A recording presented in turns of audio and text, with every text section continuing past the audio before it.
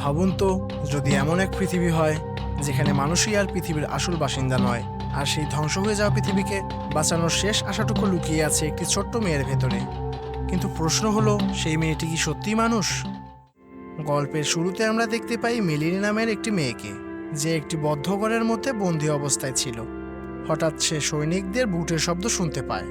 শব্দটা শোনার সঙ্গে সঙ্গেই সে দ্রুত সেখানে রাখা একটি হুইল চেয়ারে গিয়ে বসে পড়ে, যেন সে আগে থেকেই জানে এরপর কি হতে চলেছে। কিছুক্ষণ পর দুজন সৈনিক ঘরের ভেতরে ঢুকে পড়ে। তারা মেলিনীর হাত, পা আর মাথা শক্ত করে হুইল চেয়ারের সঙ্গে বেঁধে ফেলে, যেন এই ছোট্ট মেয়েটি কোনো সাধারণ মেয়ে নয়, বরং ভয়ঙ্কর কিছু। এরপর মেলিনীকে বাইরে নিয়ে যাওয়া হয়। সেখানে আমরা দেখতে পাই তার মতো আরও কয়েকজন বাচ্চা রয়েছে। সবাইকে এইভাবেই নিয়ন্ত্রণে রাখা হয়েছে। কিছুক্ষণ পর সমস্ত বাচ্চাদের একটি ক্লাসরুমে নিয়ে আসা হয়। তখনই আমরা জানতে পারি এটি আসলে একটি আর্মি ক্যাম্প। আর আশ্চর্যের বিষয় হলো, এই আর্মি ক্যাম্পে সৈনিকদের পাশাপাশি রয়েছে কিছু শিশু। সব বাচ্চারা ক্লাসে এসে বসার পর সেখানে প্রবেশ করে একজন শিক্ষিকা, যার নাম হেলেন। তিনি বাচ্চাদের পড়াতে শুরু করেন, কিন্তু আমরা খুব দ্রুতই বুঝতে পারি মেলেনি অন্য বাচ্চাদের মতো নয়। সে অনেক বেশি বুদ্ধিমান, অনেক বেশি কৌতূহলী, আর যেন ভেতরে লুকিয়ে আছে অনেক অন্যরকম কিছু। আর অদ্ভুত ব্যাপার হলো, সমস্ত বাচ্চারাই ছিল একদম শান্ত। তারা কারো ক্ষতি করছিল না, কারোর সঙ্গে ঝগড়াও করছিল না। তারপরও তাদের হাত পা বেঁধে রাখা হয়েছে, এমনকি বাইরে নিয়ে গেলে সৈনিকরা তাদের উপর বন্দুক তাক করে রাখত। প্রশ্নটা তখন একটাই, এই বাচ্চারা আসলে কারা, আর কেন একটি ছোট্ট মেয়েকে বন্দুকের পাহারা রাখতে হচ্ছে? ক্লাস শেষ হওয়ার পর সমস্ত বাচ্চাদের আবারও তাদের নিজের রুমে নিয়ে যাওয়া হয়। কিন্তু এখানে ছিল আরেকটি অদ্ভুত বিষয়। যখন তাদের খাবার দেওয়া হতো, তখন সেই খাবারের মধ্যে ছিল জীবন্ত পোকামাকড়। আর অবাক করার বিষয় হলো, বাচ্চারা সেগুলোকে খুব আনন্দ করেই খেয়ে ফেলতো। পরের দিন ক্লাসে সবাইকে নিজের জীবনের গল্প লিখতে বলা হয়। শিক্ষিকা হেলেন তখন জিজ্ঞাসা করে, কে সবার আগে নিজের গল্প শোনাতে চায়? সবার আগে হাত তোলে মেলেনি। সে নিজের গল্প বলতে শুরু করে, আর তার কথা শুনে হেলেনও মুগ্ধ হয়ে যায়। মেলেনির চিন্তাভাবনা, কথা বলার ধরন আর বুদ্ধিমত্তা তাকে অন্য সব বাচ্চাদের থেকে আলাদা করে তুলেছিল। হেলেনও তাকে অন্যদের তুলনায় একটু বেশিই ভালোবাসত, কারণ তার কাছে মেলেনি ছিল সত্যি বিশেষ একজন। গল্প শেষ হওয়ার পর হেলেন মেলেনির কাছে এগিয়ে যায় এবং স্নেহ করে তার মাথায় হাত বুলিয়ে দেন। আর ঠিক সেই মুহূর্তেই ক্লাসরুমে ঢুকে পড়ে সার্জেন্ট পার্ক। তার মুখের এক্সপ্রেশন দেখে মনে হচ্ছিল হেলেন যেন খুব ভয়ঙ্কর ভুল করে ফেলেছে। পার্ক সঙ্গে সঙ্গে হেলেনকে বলে, তুমি মেলেনিকে স্পর্শ করছো। হেলেন অবাক হয়ে বলেন, আমি শুধু তার মাথায় হাত বুলিয়ে দিচ্ছি। তখন পার্ক বলে, তুমি বুঝতে পারছো না এটা কতটা বিপজ্জনক। এরপর সে নিজের হাতে একটি বিশেষ ক্রিম লাগায় এবং সেই হাত একটি বাচ্চার মুখের সামনে নিয়ে যায়। আসলে এই ক্রিম মানুষের গন্ধ ঢেকে রাখার জন্য ব্যবহার করা হতো, যাতে বাচ্চারা মানুষের গন্ধ টের না পায়। কিন্তু ক্রিমের প্রভাব কমতেই মুহূর্তের মধ্যেই সেই বাচ্চাটির আচরণ বদলে যায়। সে দাঁত কিরমির করতে শুরু করে, তার চোখের চাহনি পাল্টে যায়, আর মনে হচ্ছিল সে যে কোনো সময় পার্কের উপর ঝাঁপিয়ে পড়বে। আরও ভয়ঙ্কর বিষয় হলো, শুধু একজন নয়, ক্লাসের সব বাচ্চারাই এরকম আচরণ করতে শুরু করে। ক্লাসরুমের পরিবেশ মুহূর্তের মধ্যেই বদলে যায়। তাই পার্ক দ্রুত আবারও নিজের হাতে সেই ক্রিম লাগিয়ে দেয়, আর কয়েক সেকেন্ডের মধ্যেই বাচ্চাগুলো আবারও শান্ত হয়ে যায়, ঠিক যেন কিছুই ঘটেনি। কিন্তু এখন প্রশ্নটা আরও বড় হয়ে দাঁড়ায়, এই বাচ্চারা কি সত্যিই মানুষ, নাকি তাদের ভেতরে লুকিয়ে আছে এমন কিছু যার কথা এখনও কেউ জানে না? ক্লাস শেষ হয়ে যাওয়ার পর মেলিনীকে আবারও তার রুমে ফিরিয়ে নিয়ে যাওয়া হয়।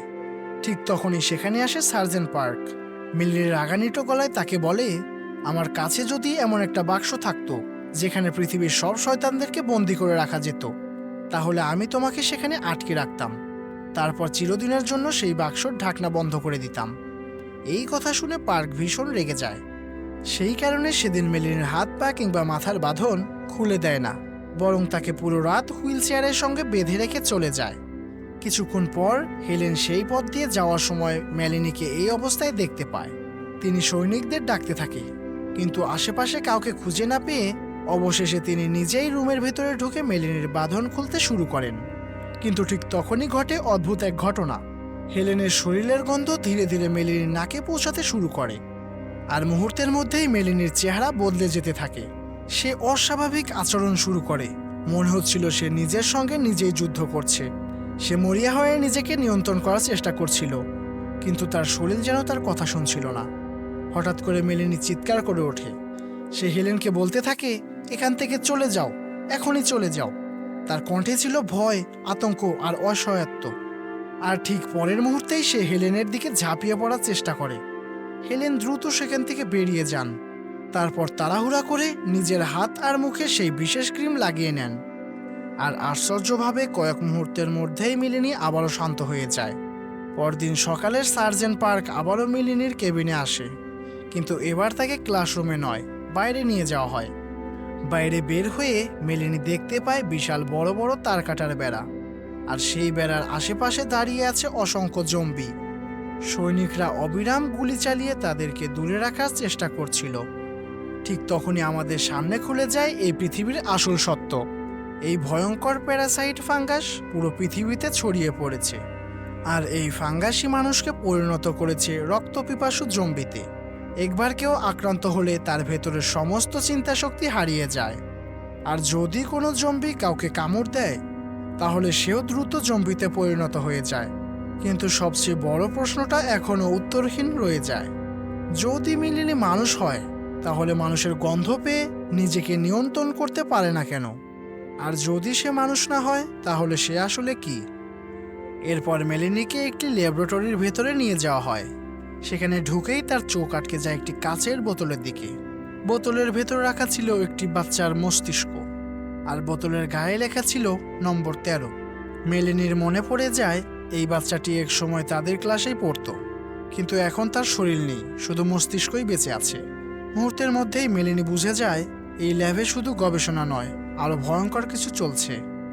এখানেই উপস্থিত ছিল ডক্টর ক্যারোলিন এবং তার সহকারী।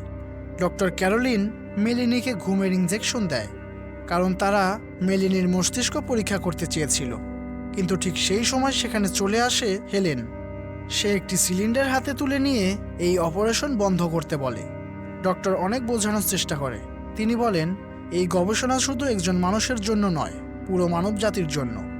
কিন্তু হেলেন কোনোভাবেই রাজি হচ্ছিল না, কারণ তার কাছে মেলেনি কোনো পরীক্ষার বস্তু নয়, একজন ছাত্র। শেষ পর্যন্ত সৈনিকরা এসে সেখান থেকে হেলেনকে ছড়িয়ে নিয়ে যায়। ডক্টর তখন শুধু একটি কথাই বলে, আমি যদি সফল হই তাহলে পৃথিবী আবারও হয়তো মানুষের হয়ে উঠবে। কিন্তু ঠিক সেই মুহূর্তেই বাইরে থেকে ভেসে আসে গুলির শব্দ।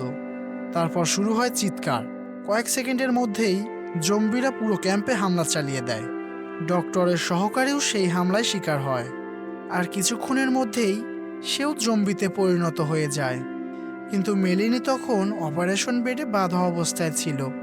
এরপর সেই নতুন জম্বিটি ধীরে ধীরে মেলেনির দিকে এগিয়ে আসে। দর্শক হয়তো তখন ভেবেছিল এবার মেলেনি শেষ, কিন্তু আশ্চর্যভাবে জম্বিটি তাকে দেখেও কোনো প্রতিক্রিয়া দেখায় না। সে যেন মেলেনির অস্তিত্বই অনুভব করতে পারছিল না, কারণ জম্বিরা মানুষের গন্ধ শিকার করে, আর মেলেনির শরীর থেকেও মানুষের গন্ধ আসছিল না। ঠিক তখনই প্রথমবারের মতো স্পষ্ট হয়ে যায় ভয়ঙ্কর সত্যটা। মেলেনি মানুষের মতো দেখতে হলেও সে পুরোপুরি মানুষ নয়। কোনোভাবে বাধা খুলে মেলেনি ল্যাব থেকে বেরিয়ে আসে, কিন্তু বাইরে বের হয়ে সে দেখতে পায় পুরো আর্মি ক্যাম্প যুদ্ধক্ষেত্রে পরিণত হয়েছে। চারিদিকে জম্বিরা সৈনিকদের উপর হামলা করেছে, আর সৈনিকরাও মরিয়া হয়ে গুলি চালিয়ে যাচ্ছে। এই বিশৃঙ্খলার মাঝেও মেলেনি দেখতে পায় দুজন সৈনিক হেলেনকে জোর করে নিয়ে যাচ্ছে। হেলেন মুক্ত হওয়ার চেষ্টা করছিল, কিন্তু সৈনিকরা তার কথা শুনছিল না। আর ঠিক তখনই মেলেনি এমন কিছু করে যা দেখে সবাই অবাক হয়ে যায়। সে ছুটে গিয়ে একজন সৈনিকের গলায় কামড় বসিয়ে দেয়, আর কয়েক মুহূর্তের মধ্যেই সে অজ্ঞান হয়ে মাটিতে পড়ে যায়। হেলেন দ্রুত তাকে নিয়ে কোলে তুলে নেয়, কিন্তু চারপাশে তখনও মৃত্যুর ছায়া ঘনিয়ে আসছিল।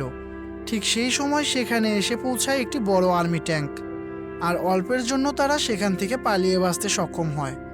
কিন্তু তারা তখনও জানতো না আসল বিপদ এখনও তাদের পিছু ছাড়েনি।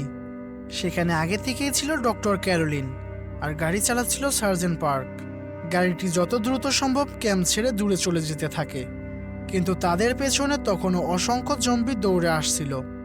অনেকক্ষণ পর তারা অবশেষে নিরাপদ দূরত্বে পৌঁছে যায়, কিন্তু ঠিক তখনই সার্জেন্ট পার্কের চোখে পড়ে মেলেনির দিকে। সে সঙ্গে সঙ্গে বন্দুক বের করে তার দিকে তাক করে, কারণ তার কাছে মেলিনি ছিল একটি জীবন্ত বিপদ। সে বিশ্বাস করত মেলিনি যদি কাউকে কামড়ায় তাহলে সেই মানুষও জম্বিতে পরিণত হবে। কিন্তু হেলেন দ্রুত মেলিনির সামনে দাঁড়িয়ে যায়। সে পার্ককে বলে, ওকে মেরো না। এরপর সে নিজের হাতে মেলিনিকে গাড়ি থেকে নামিয়ে দেয়। মেলিনি চুপচাপ গিয়ে একটু দূরে বসে পড়ে। তখন ডক্টর ক্যারোলিন পার্কে একটি অবিশ্বাস্য কথা বলে। সে জানায় মেলিনি শুধু একটি মেয়ে নয়, সে হয়তো মানবজাতির শেষ আশা। তার শরীর আর মস্তিষ্ক নিয়ে গবেষণা করলে হয়তো এমন কিছু ঔষধ তৈরি করা সম্ভব যা পৃথিবীকে বাঁচাতে পারে। এই কথা শোনার পর তারা আবারও মেলিনিকে সঙ্গে নিয়ে যাওয়ার সিদ্ধান্ত নেয়। তার হাত বেঁধে দেওয়া হয়, মুখোশ পরিয়ে গাড়ির ওপরে বসিয়ে দেওয়া হয়। কিছু দূর যাওয়ার পর তাদের সবার পানির প্রয়োজন হয়, তাই তারা একটি ঝিলের ধারে গাড়ি থামায়। কিন্তু সেখানে পৌঁছানোর পরই হঠাৎ করে কিছু জম্বি তাদের উপর হামলা করে বসে। একজন সৈনিকও সেই আক্রমণের শিকার হয়। সার্জেন্ট পার্ক দূর থেকে গুলি করে সেই জম্বিটিকে মেরে ফেলে। কিন্তু সৈনিকটি যখন গাড়িতে উঠতে যায়, পার্ক তখন তাকে থামিয়ে দেয়, কারণ সে বুঝে গিয়েছিল সৈনিকটিকে কামড় দেওয়া হয়েছে। আর কয়েক মুহূর্তের মধ্যেই সেই সৈনিকটি জম্বিতে পরিণত হয়। বাধ্য হয়ে পার্ক তাকেও গুলি করে মেরে ফেলে।